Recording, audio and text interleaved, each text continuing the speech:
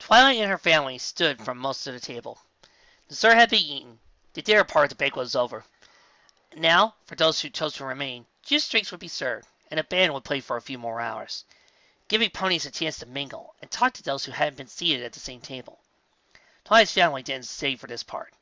It was getting late, and they would need to be able to get back up bright and early the next morning. So, they began to say their goodnights. Twilight and Cadence went to fetch Nyx and Spike for the kids' tables. The others drifted away a bit, giving Velvet a chance to speak privately with Press. It was a lovely evening, and it was a pleasure to be able to spend it with your family.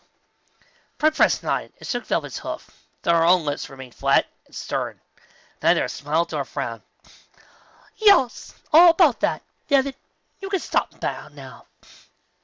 Twilight felt her stomach clench, but kept her smile. What do you mean? Velvet, when you brought the fact that your son and his wife were joining us for the banquet, I'll admit I was intrigued. I wanted to see the royal couple for myself.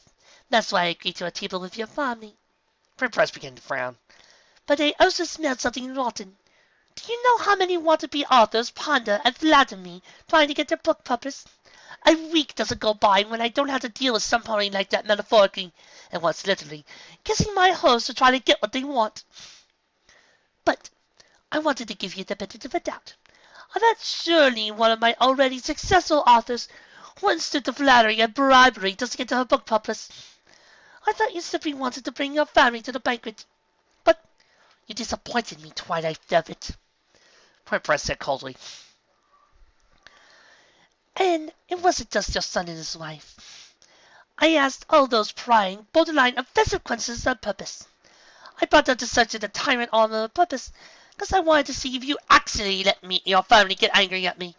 I wanted you to let them get shot at me, to be angry, because that was the natural reaction to the comments I was making and the questions I was asking. But no, you censored them so it wouldn't ruin dinner. You told your daughter-in-law to calm down, and I know you did something to hurt your husband so he wouldn't insult me. Yes, you did everything in your power to make sure the dinner went as smoothly as possible, even when I was purposely being the worst table guest I would be. Press leaned in a little to Velvet, cold fire behind her eyes. Do you really think I'm the kind of man to be swayed by such an obvious attempt to get on my good side? For Celestia's sake, even your daughter realized what you were doing when she saw the matching dresses, and we both know how socially clueless she can be. But, Press, Velvet stuttered. Edit Mark's been rejected. Edit Mark isn't the one that's been rejecting the drafts of your final paper. It's been me, Press said flatly, her voice like a cold whip, frozen by the bitter truth. Yes, Edit Mark has been reading the chapters and leaving his own comments, but he's been bringing them to me for a final review. Velvet, this new book of yours has been your finest. This could be the one that gets you to the top of the bestseller list, like you always wanted. But you have to finish it strong. You have to make sure the ending is as good as the rest of the book. Otherwise you get torn up by the reviewers. I know you could do it, and that's why I won't accept anything less than your absolute best for the last few chapters. Press turned away from Velvet, starting to head down towards the open bar. Then he paused and glanced over his shoulder. And Velvet, you try something like this again, I'll drop your contract. You've been with us for years. You know better than this. You are better than this. And I don't need to be publishing the books from authors who resort to these kind of measures when they are confident enough in their own ability. She looked back ahead and resumed her walk to the bar. Have your new draft on Edit Mark's desk a week after the first year. Good evening, Velvet. Velvet stood dumbstruck, mouth hanging open as Press strode away, her family a few steps behind. At the same time, Shining Armor and Nightlight came up beside her. They could tell from her facial expression, even at a distance, things had not gone well. You okay, honey? It's been her.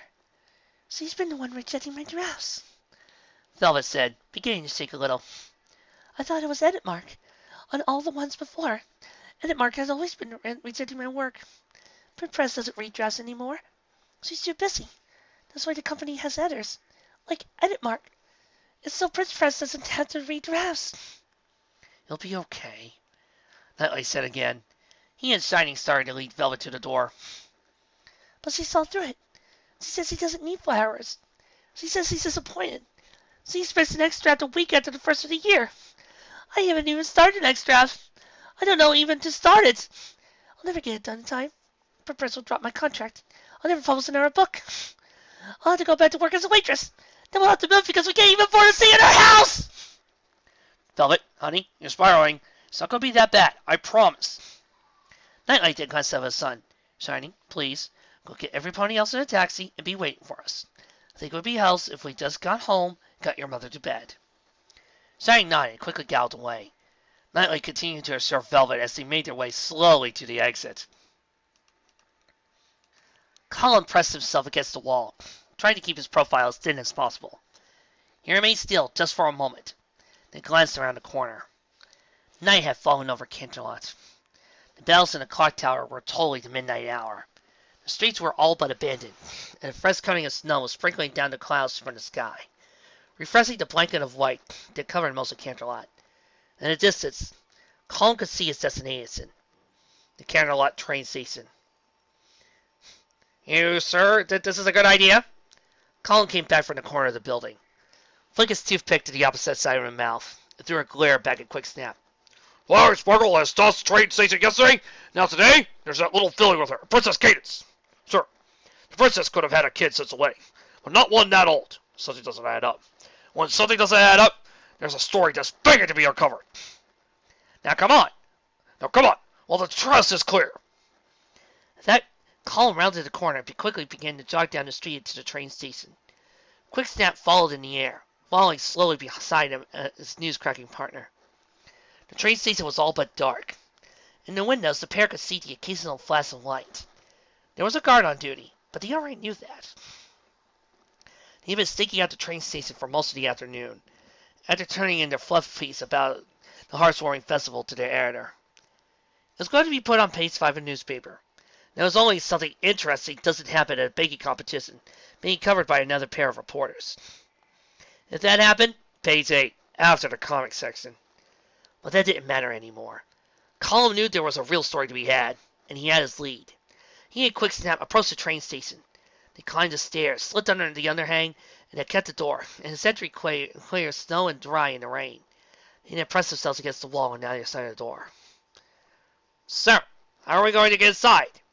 Easy, Colin replied as he gently nuzzled a small stone that he picked up from the street. He moved to the double doors, quickly checking something on the handles. He moved over beside Quick Snap, smiling slyly before he lifted a hoof and knocked on the door. That's your plan? That's it? We just knock on the... Shh! The bear held the hoof steps, the guard coming closer with his rattle of keys. The lock on the door clicked open. Quick Snap braced himself to be caught. But the door then opened towards him. Blocking the view from the guard, stepped aside and waved his ladder out there. Who's out there? The guard shouted. Colin just smiled at this and, with a flick of his magic, threw the small rock onto the street, away from where the guard was looking. Clattered against the lamppost, and the guard on duty quickly snatched his ladder in that direction. He stepped out from beneath the terminal's overhang, descending a few steps that led down to the sidewalk. Show yourself! Sorry, no showing, but how about a little snowing? He whispered as he threw his magic upwards. On the overhang that protected the door, a large amount of snow had built up. With a small surge of magic, Colin unsettled the snow, came tumbling down like a small avalanche, making the guard yelp aloud before he was quickly down a few steps and buried, back legs kicking the air. Quick Snap stared in astonishment, but only for a moment before Colin elbowed him aside. Come on! He said as he levitated the train station's keys off the guard's belt. Get in there before he digs himself out! Colin and Quick Snap found their way to the train operations offices for the train station and, using the keys they lifted from the guard, quickly found their way to the files. Train stations in Equestria had to keep logs of passengers and tickets sold for at least a year, in case the records were needed on a court case. For the Canterlot station, most records were stored in the basement, but only sent down there on a weekly basis. That time of the week hadn't come up yet, so, with a triumphant smile, Colin opened up the filing cabinet in the station's records office and began to flip through the records of the trains for the past few days. Let's see. Porterville. Aha! Here's the records. Colin removed a manila folder from the filing cabinet. Tried it over to the nearby desk. Quickstep followed a few steps behind, ears turned toward in interest. Colin took a seat and opened the folder, began to skim the records as his tongue toyed with his toothpick. Alright, so they were on the first train out, so that would be this packet. Let's see, employee manifest, Cole uses travel report. Here we go, passenger manifest. Colin smiled, tapping his tooth on the column. And there she is. 3 tickets purchased together at the same time, and paid for with a royally approved government travel account number. So, what does that mean? Quickstep asked. Tyler Sparkle is Princess Celestia's personal student. If any pony has a royally approved government travel account that arrived on that train yesterday, it would be her. Quickstep flattened his ears in irritation. Again, what does that mean? Don't be dense and look, Colin said firmly, as he tapped the paper again with his hoof. She brought 3 tickets. That's one for herself, one for that dragon sister of hers, and a third. Who was the third ticket for? One of her friends. See, you wouldn't have been daunting us otherwise, Colin said as he looked at the paper. No, I bet my right hoof that it was that white-coated filly we saw yesterday. Candace was under a lot of public attention before and during the wedding. We would have seen this kid if it was one she and Signy had out of wedlock. That and I did the math. Candace and Signy had only started dating when this filly had to have been born. She hadn't any other steady cult friends. So if that filly doesn't belong to Candace and Signy, then she has to belong to Twilight. Colin smiled, nodding his head. Yes, that has to be Nightmare Moon. But doesn't Nightmare Moon have a black cult? Disguise magic is hard, but Twilight Sparkle isn't a pushover. She commands a spell to change the pony's coat color. Who knows how powerful Nightmare Moon still is. She could have changed it herself. I'm sorry, Colin, but this is stretching, even for you. How do you know? I don't know. Colin said as he began to put the train reports back into their folder. But it's a lead I intend to chase down, because if I'm right, this is the story of a career.